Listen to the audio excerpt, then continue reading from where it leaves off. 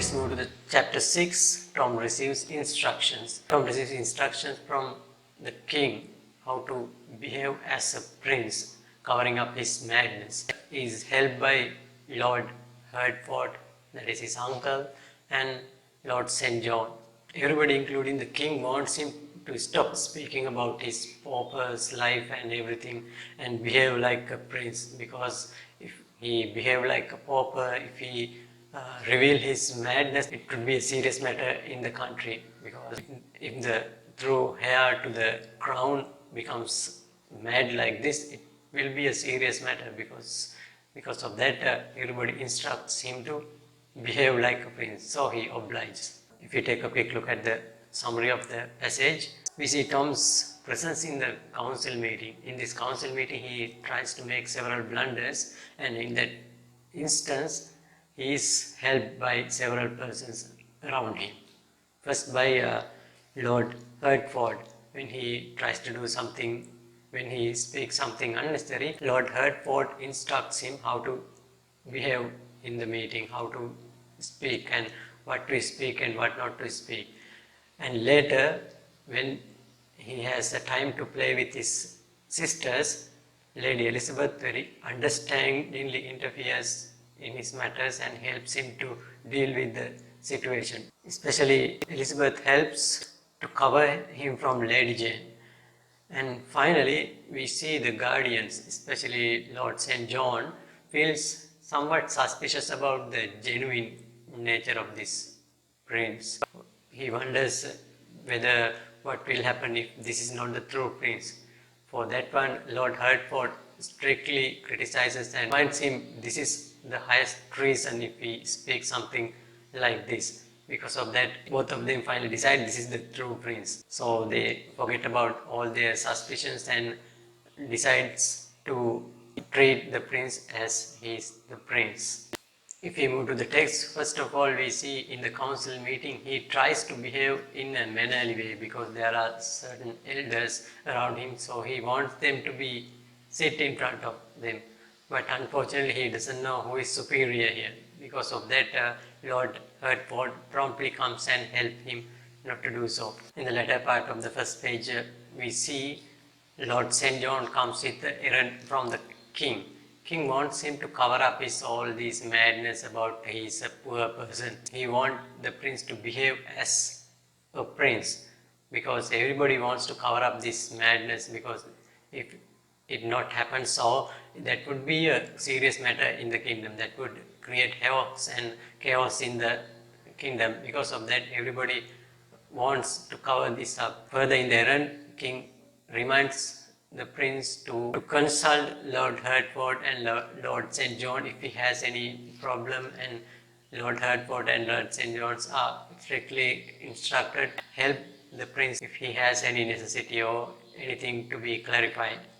Since this errand came from the king, Tom cannot reject that one. Because of that he obliges. He says, okay, I would do that because this is king's command, I should be obliged. Later, when he is given the chance to play with Lady Elizabeth and Lady Jane, Lady Elizabeth, the Princess Elizabeth's smooth and calm nature helps Tom to be at ease. Because of that, he became much comfortable with these two princesses. This further shows that the Princess Elizabeth is a very understanding character of the situation. Her calm and composed nature helped Tom to be comfortable in association with others. So, if we look at the quotation, we see she says, we know it's, said the Princess Elizabeth, taking her brother's hand between her two palms, trouble not thyself as to that. The fault is none of thine, but thy distempers. So she understands the situation of Tom and his distress and his uncomfortable nature. So she tries her best to keep him calm, and her care and loving nature help Tom to be much comfortable in the cause. So slowly and step by step he understands that everybody around him tries to help him to overcome his mistakes, and they are very patient with his mistakes. Because of that he feels some but comfortable in this cause. Further, he is asked about the royal banquet in the evening. He is much comfortable because he has two friends, and he is in his comfortable zone because of these two little friends around him. So he feels that he is not friendless. So this association with these two princes helped him to overcome his fear and be comfortable to face the inevitables in the future. So in the next page we see he is tired now, he is going to sleep. Everybody around him, especially page boys and everybody helps him to do everything. Everybody assists him to do everything. He has nothing to do. He is surprised by this and we see how prince is cared in the palace and how he is nursed and how he is assisted for everything. It means he has nothing to do. So he had to be at ease while others are dressing him and feeding him, doing everything for him. So he says, "Beshrew me, but I marvel they do not require to breathe for me also." So that summarizes how Prince is assisted with everything. So he has nothing to do but let others to do things for him. So in the next page we see Lord Hertford is somewhat worried about the future of England because as he said plainly then this, the king is near his end. My nephew is mad. Mad will mount the throne and mad will remain. God protect the England since she will need it. So he is worried about the future of England because the king is at his deathbed, which is going to be appointed as the king. So a mad person mount the throne, what will happen? The kingdom will be at a certain chaos. So Lord Hertford is worried about this factor. Next two pages we see Lord St. John is doubtful about whether the prince is genuine or not. For that one, Lord Hertford is strictly speak against. He says speaking like that is a treason in the country because if somebody spread a news like this, the king has commanded to give the highest punishment. Because of that, everybody now starts thinking about the factor that this is the prince. So we should all accept this is the prince, whether he is mad or not. We have to accept him as the prince. So finally, Lord St. John and Lord Hertford assures and they confirm for themselves that this is the prince. So we should assist him to do what is needful in the future. So in this chapter, we further see who make decisions in royal life, especially not the royal people and the people around him. Tom, the prince, is instructed by the people around him, so he has nothing to do, and his every actions are assisted by others around him. Especially he has nothing to do. He even doesn't need to wear his clothes for himself. So everything is done by the other people. So Mark Twain is critical about this factor, I think. The other thing is there is a hint about the royal ceremony, that Duke's banquet. So this banquet is a large dining ceremony. It's not a small dinner party. It's like a large party, like a lot of people gathered into that, and there is a big feast. So there is a hint about royal ceremonies. So in the following passages we see about these elaborated functions and how they help to maintain the royalty in the royal life.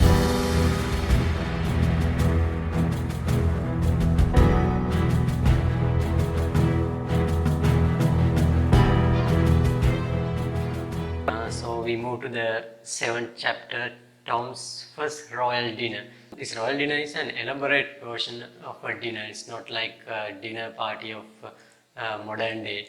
It is an exaggerated version of a dining room where everything done in a royal manner. Here we see Tom is making several mistakes because it is his first time that he attends a dinner party like this.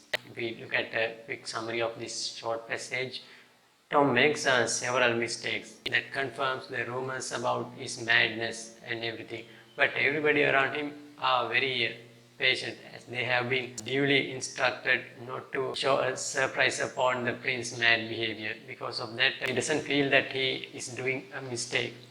The other thing is we see some humorous situations in this because Tom is not a royal person. He has no idea how to behave in a royal meeting, so he's doing several mistakes and several blunders, but nothing will happen because everybody is duly instructed. Because of that, nobody shows that they notice these blunders. So see how he behaves in a humorous way in this royal dining room. First thing we see, Tom is very hungry. He is starving to death because he hasn't got anything after meeting with the prince. So he is hungry, but the problem is there is a long process in the dining room. There are rituals and customs, so he has to be waiting until everything is finished. The other notable thing is there are a lot of people to assist in the dining room, especially as it says the room was half filled with noble servitors, especially the people like diaperers, the cupbearers, and the tasters, and the royal assistants like Lord Chief Butler and Lord Great Steward, Lord Head Cook. So this everybody was there to assist this single person to start his dining. And this exaggerated version of ceremony shows the exaggerated nature of royal functions. We will discuss further about these royally inflated ceremonies later. He starts showcasing several blunders, but the irony is he is behaving in his natural manner, but everybody thinks he is lunatic and he is out of his head. Because of that, he is behaving like this. Let's see what are the things he has done, what are the blunders he made in the dining room. The first thing, poor Tom ate with his fingers mainly. And the second thing is he inspected his napkin curiously, and he see that it's very beautiful, and asked the hereditary diaperer to take it away. Next blunder he makes, he look at the turnips and lashu with the interest and asks what they were and were they to be eaten.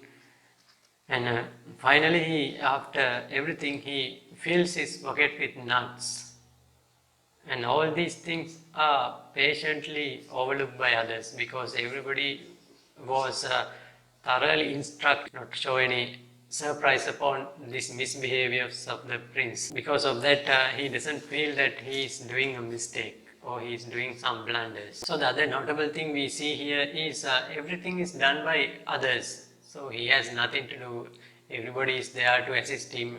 What he has to do is only feeding himself.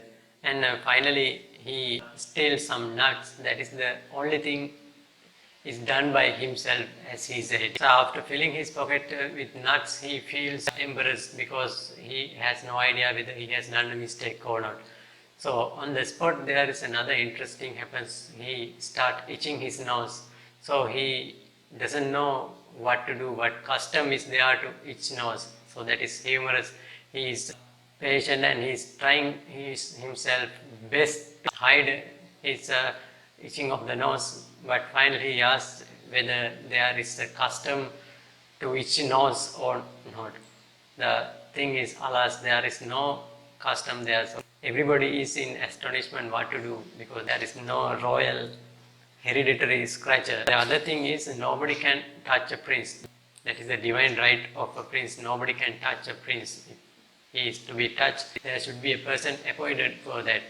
So finally Tom forget about all these things. So that is something interesting, and that is something ironic about these royal manners. So Mark Twain is satirizing these exaggerated and elevated customs and traditions in the royal dinner and royal functions. So he continuously makes several more blunders. When he is given water to wash his fingers, he smells the rosy water and drinks it. And finally, when chaplain was to begin the blessing and read the prayer, he promptly leave the dining table.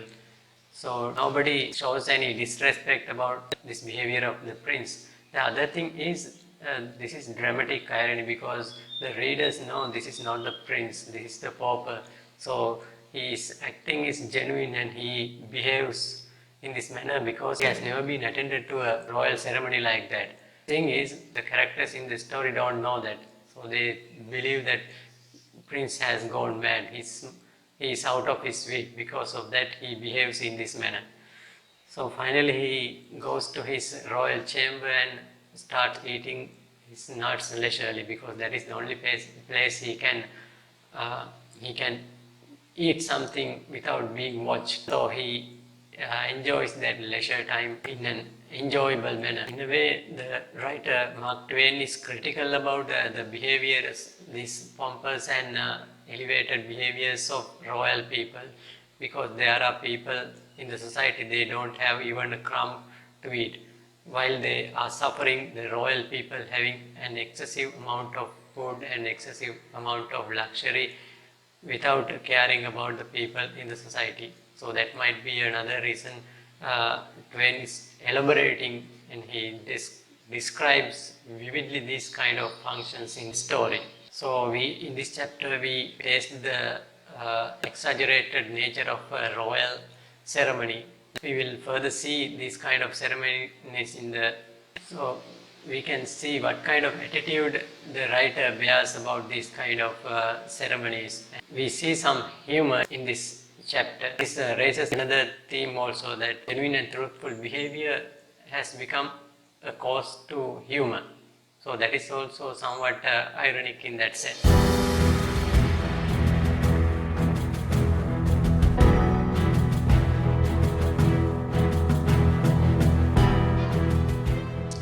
Chapter 8 is about the question of the seal. First, let's look at what is this great seal is. This great seal is a symbol actually. It symbolizes the power of the king. If king gives an order, a verdict, king's seal should be placed upon it to give it power or the legality.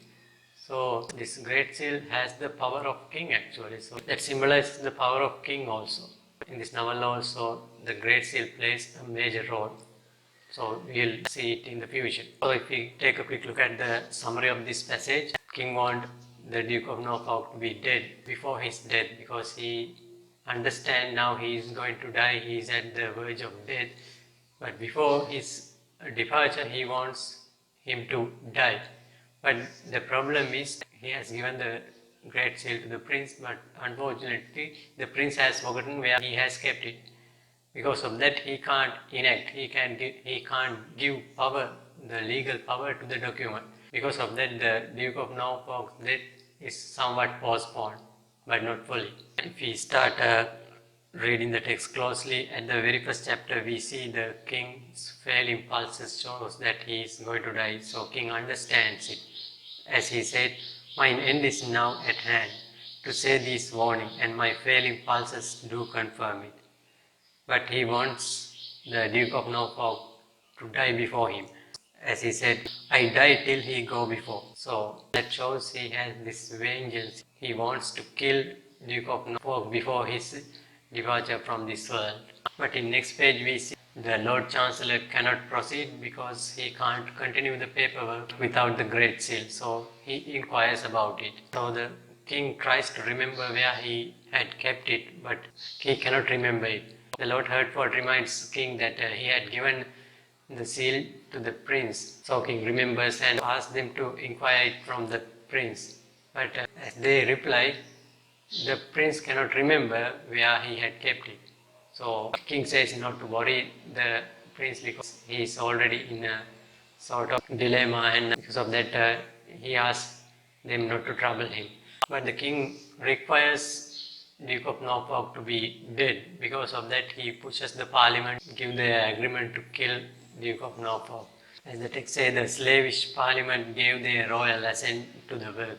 Because of that, now Duke of Norfolk is going to die. In a way, this illegal act is a portrayal of the corruption of power, nature of power greed in the royal society. And the other thing is, king has all the powers to do whatever he wants because the king holds the supreme power. So in this chapter we see two factors, that corrupted nature of power and about the Great Seal, and how Great Seal holds the power of the king. Forgetting about the Great Seal actually postpones the death of Duke of Norfolk for a day, so it gives him the chance to live ultimately.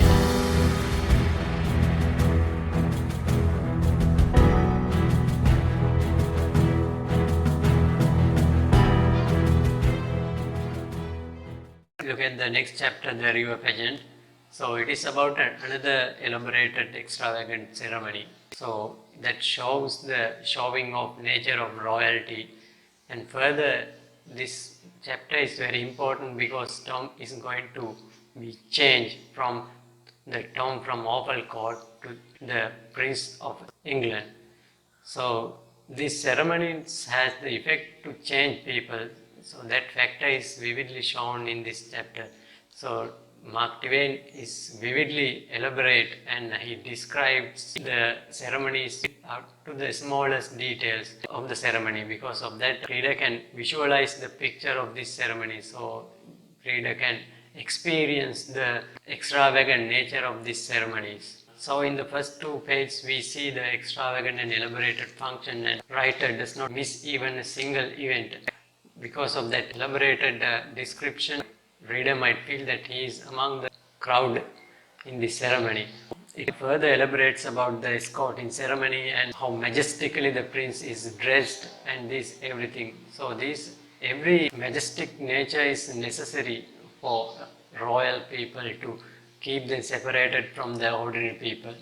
So Tom experiences this, and at first he felt somewhat uncomfortable and shy about this demonstration, and later he slowly become comfortable and he gets a liking actually about these kind of ceremonies. So that change is shown in this chapter. There's a hint of power shift also shown in this chapter, that the prince's uncle is going to be the next Duke of Somerset. So after the death of Duke Norfolk, Lord Hertford is going to be the right hand of the king. So that shows somewhat a conspiracy or somewhat suspicious about all these things. So in the last chapter we see the writer's intervention and he glorifies the Tom Canty's present stage. So this intervention may suggest that these kind of ceremonies might have an effect on the ordinary people. So it is, because Tom has changed. Tom is going to be changed after this point. So Tom from Awful Court, he is going to be the Prince of England. So this chapter is important because it is the point of role reversal of the Tom as the prince. So this chapter raises 2 important things. The one thing is the role reversal of Tom, that he is going to be changed to a true prince after this ceremony. And the other thing is the ceremonial events conducted by royal people. Why do they conduct these kind of ceremonial events? They conduct these kind of ceremonial events to make them separated, to keep them separated from the ordinary mass. So ordinary mass feel about this royalty and they showcase their power, and they show off their power and beauty and majestic life they lead. Because of that, they are considered as royal people. So this kind of royal ceremony has an effect on normal people. So Tom has experienced the very thing. So we'll see what will happen in the future.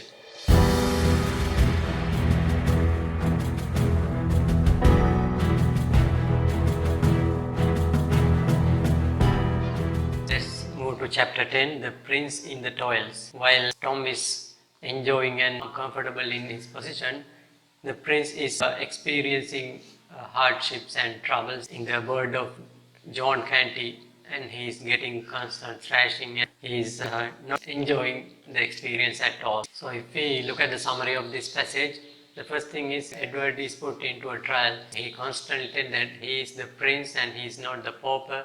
If they want to see the real Tom, he asks them to allow him to go to the palace. So he gets thrashed by John Canty and the grandmother, who is not going to do begging, and simultaneously the mother and 2 sisters are also beaten for supporting him.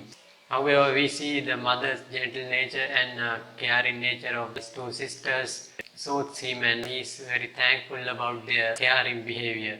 And however, the mother is somewhat suspicious about the genuinity of his son. That is because her motherly instincts said this is not her son. Because of that, she runs several to confirm whether this is her son or not. But finally she decides to forget all these things and believe this is her son.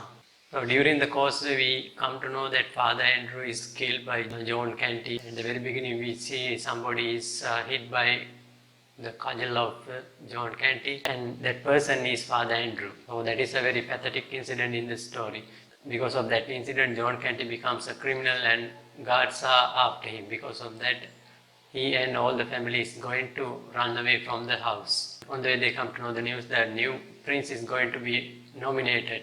Because of that, all the people in the city are enjoying and having a party. A set of people demand John Candy to join the celebration. In that instant, Edward gets the chance to run away. In the first chapter, we see John Canty is dragging the rightful prince into the awful court, and one person is trying to resist him, and John Canty gets aggravated and attacks him with his cudgel. And later, we come to know that person is Father Andrew. So at John Canty's place, Prince Edward experienced an animal abode rather than a home when comparing to his palace. So he sees the people inside that hut is like animals. Again, in the same page, we see the incident that honesty and truthful nature has become a reason for humor. The grandmother Terry is starting to laugh after seeing the genuine words of Prince Edward. So this creates another effect on the mother and the two sisters. They become sad and sorrowful of the predicament of their son and brother. They think that excessive reading has made him mad. It's a very similar kind of situation when comparing to the situation of Tom and Prince Edward. Both are considered as gone mad because of excessive reading and study. So entertainment continues for John Canty and the grandmother. Meanwhile, the Bet and Nanny, the sisters, beg father to give him some excuse, give him some time to rest himself, to restore his health. In the meantime, John Canty commands Edward to beg for the rent of the house, and he refuses. Because of that, he becomes aggravated and infuriated and start beating. And grandmother also joined this thrashing and beating. So during this fight and thrashing, mother intervenes and they also get beaten because of supporting Edward. So because of that, Prince Edward become angry and call John Canty a swine. Because of that, the effect has doubled, so he gets severe punishment after that. In page number 60, we see this beating and thrashings are a mode of entertainment for John Canty. That shows about his cruelty and psychopath nature. He bullies everybody around him, and his mother is also the same kind of person who enjoys beating and bullying people around. On the contrary, his mother and two sisters are caring and sympathetic towards Tom. So that shows they are very caring and soft-hearted people. They try their best to suit the mind of Edward after he has gone to bed. This kind of care and softness touches the heart of Edward, so he is very thankful about these two people. This change struck the mind of mother, and she sees a difference in Edward, and her motherly instincts say that this is not her son. But she cannot reject the fact that they have both similar characteristics. Because of that, she thought of running some test to confirm whether this is her true son or not. Tom has instinct or tendency that when he is frightened or startled, he shows his palms outward. So mother is going to test this. So when she runs the test, she experiences that Edward doesn't show any response like that. So doubt is confirmed, but somehow or the other, she doesn't like to accept the fact that this is not her son. So in the morning, Prince Edward thinks that he had seen a bad dream, so he called his courtiers and guards thinking that he is in the palace. So when he gets up, he sees that he is really in a pauper's house. So he says like this, "In a moment all that heavy sorrow and misery which sleep had vanished upon him again, and he realized that he no longer a petted prince in a palace, but a pauper, clothed in rags, and consorting with beggars and thieves." So this is the same feeling that Tom had when he gets up every morning as a pauper. So the prince is also feeling the same thing. So when he comes to the same situation, he feels the same. So his mind is filled with sorrow and despair. He knows that it is very hard for him to get away from his present predicament. So he starts worrying himself. In the next scene, we see the soldiers are after John Canty because he has committed a crime.